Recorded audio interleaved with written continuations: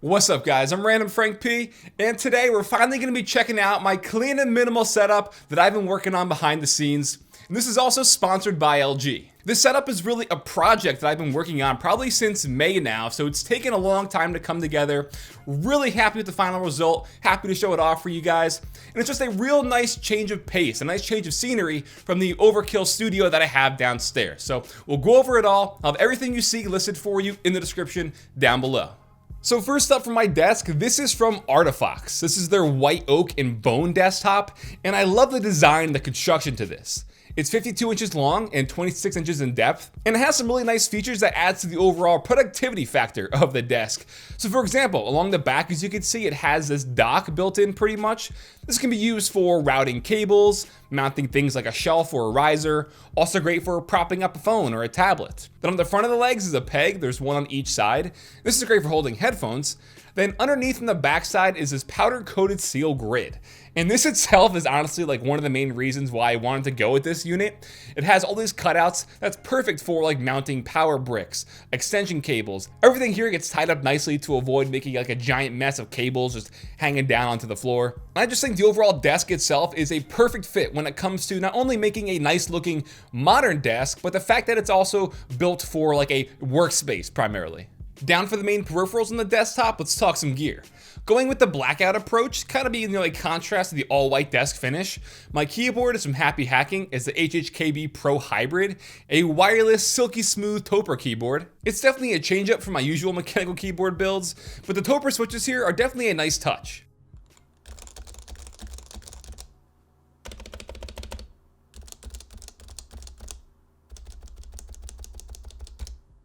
For the mouse, keeping it all wireless again, I opted for the Logitech MX Master 3, and the reputation of this series really speaks for itself. It's got great battery, that crazy scroll wheel, it's wireless, seamless switching from Mac to PC, and it's mainly a productivity mouse. I've always been a fan of the vertical scroll wheel this has, and the touchpad built into the thumb rest is just, makes this perfect for editing. They're both sitting on a new Orbit Key desk mat. This is the black medium size that they offer, and again, while this setup really isn't intended to be just a gaming setup like I have downstairs in the studio, the leather itself is still going to track just fine on the mouse if I am getting some light gaming in. But what I really like about this is the sort of like hideaway felt flap underneath for like storing papers or documents, and then up top is like this magnetic lip for storing pens, pencils, a stylus.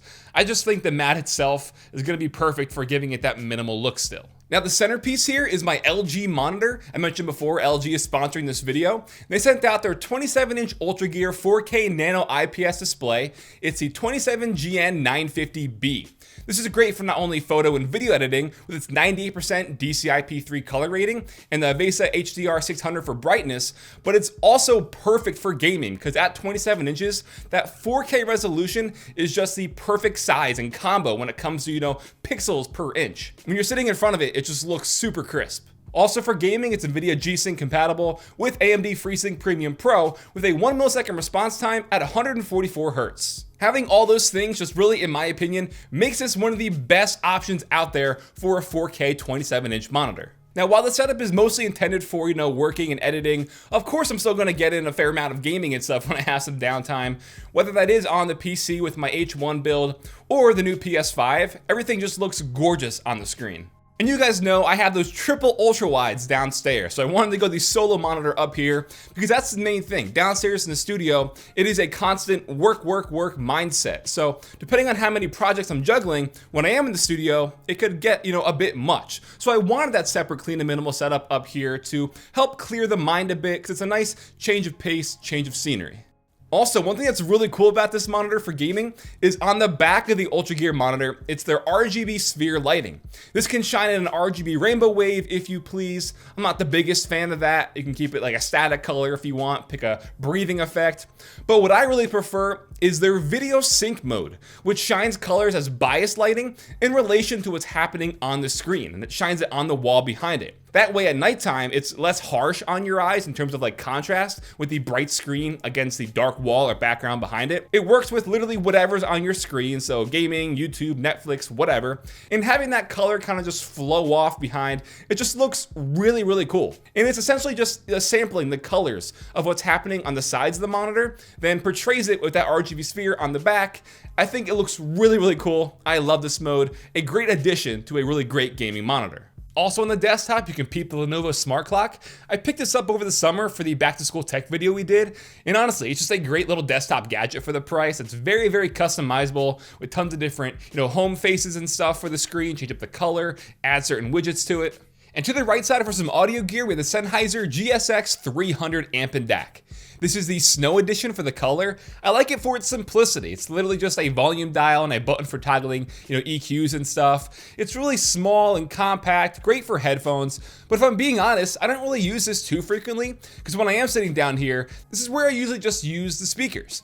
These are the Kanto Tuck. And first off, just visually, it looks super clean, futuristic, and connectivity-wise, it has Bluetooth compared to a TV, console, record player, CD player, all that. Sound quality-wise, they're a nice and crisp, bright-sounding speaker that definitely benefits from that unique tweeter design up top, and they even internally reworked the woofers here as well. That handles all like the mid-range and low-end, and to me, it just really completes the overall package for this phenomenal sounding and looking speaker at this price point. I've tried lots of different speakers out there, and these are the ones that when I turn them on, I just don't want to turn them off. I want to keep listening. So obviously, yes, I bump a lot of music with these at the setup, but also for gaming with the PS5, it still sounds killer. So the Tuck's definitely one of my favorite pieces of tech in the setup. Now, for the PC on my desktop, that white rectangular case is the NZXT H1, a unique looking ITX build that has its own AIO and power supply built into the case. For specs, I have a Ryzen 3900 CPU, 32 gigs of RAM, and an RTX 2070 Super GPU. And again, for getting some editing done in here, as well as some light gaming, it's honestly more than fine, gets the job done. I built this in March, I wanna say, so now naturally, hardware is kind of dated with all the new GPU and CPU releases. But like I said, for the use case here, it's more than fine. Some other setup additions include my chair from Autonomous. This is the Kin, and for an ergonomic office chair, it's like a third of the price of the Herman Miller M-Body. Very nice, comfy, adjustable. Also up top, you see that neon sign. I am the third, so I wanted to have something like, other than my logo on display, and I thought the Roman numerals was a nice personal touch. This was created by a company called Brightlight, who does custom-made neon signs. I think it's just a nice, sort of overall completion piece that ties the whole setup together. Also next to the setup, I have this IKEA nightstand. As you can see here, I have housed my original Crystal Xbox. I love the way this looks. Some old games for nostalgia. And then up top, the recent addition, the PS5. So again, if I want to get some gaming done, this comes in clutch, looks gorgeous on the monitor. Some other white gaming accessories that fits in perfect, like the PSP Go, the Vita.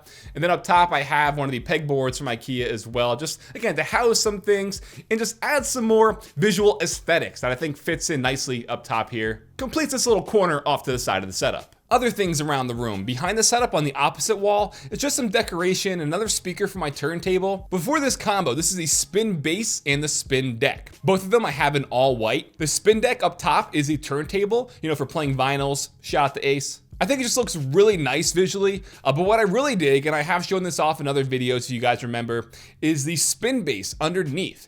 It has this really unique sort of speaker design that hooks up to the Spin Deck itself, amplifies the music in 270 degrees with speakers on all three sides.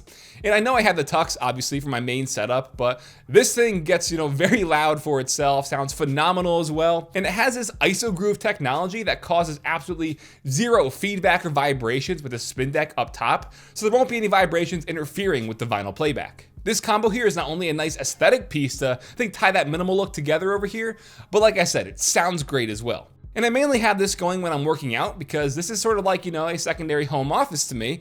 So one thing I wanted to add to the room, especially during quarantine, was a better way to work out. So I ordered the Tonal home gym in August, I want to say. finally got delivered last month in December. And this is a complete home gym built into the wall mounted system. Instead of using like physical weights, it's all a tension system with hundreds of workouts and programs built into the UI.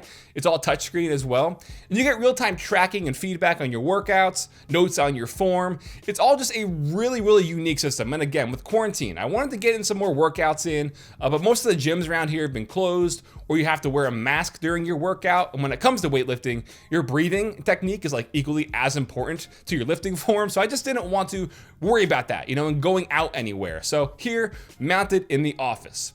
The arms on it are all fully, articulating and adjustable, and you can set them to whatever workout you're doing. Like I said, hundreds of different workouts for whatever sort of muscle group you're targeting. Came with the bench, has like a different bar and rope accessory for your workouts. It's honestly just a great investment given the total package here. I could do an entire video on this, but I'm sure only like 2% of you actually care about it. And one thing that I really like is the fact that it tracks literally everything from the beginning, all your workouts, all your stats. It'll show like achievements and stuff from when you started. You can create certain workouts and stuff on your phone even. It's just really great to see that physical progress, both like digitally and physically on myself. Like I can notice the increase in muscle mass, which is really great for just been doing this around a month. I think from when I started, I've lifted near 200,000 pounds, which doesn't sound like too much in the grand scheme of things, but that's 200,000 pounds more than I would have lifted otherwise. So it's been great. I love it. Definitely expensive, but the cost itself is also another factor that makes me want to use this more. Because if I'm paying that hefty price, I want to obviously put it to use and not waste that money. And it's definitely been worth it. And then real quick, when I was getting the office all together and stuff, I just wanted to add some more decoration and knickknacks around the room to kind of just complete that opposite side of the setup that felt kind of empty before. So above the spin deck and spin base, just some shelves, decorations up there. And I'm sure I'll add more things as the setup evolves. All right, guys, so that'll wrap it up for the tour of my clean and minimal office setup. Hope you all enjoyed. Again, I've been working on it for so long. I think I'm really happy with the final result of it. And I'm sure it'll evolve and change as we go, but a definite nice change of scenery up here for a more chill vibe. So I hope you all enjoyed. Don't forget, I'll have everything you saw listed for you in the description down below so you can check it out. If you like this video, give it a big thumbs up, show your support. Feel free to follow me on Twitter at randomfrankp. And lastly, if you haven't already, hit that subscribe button. Hope you all enjoyed. Have a good day.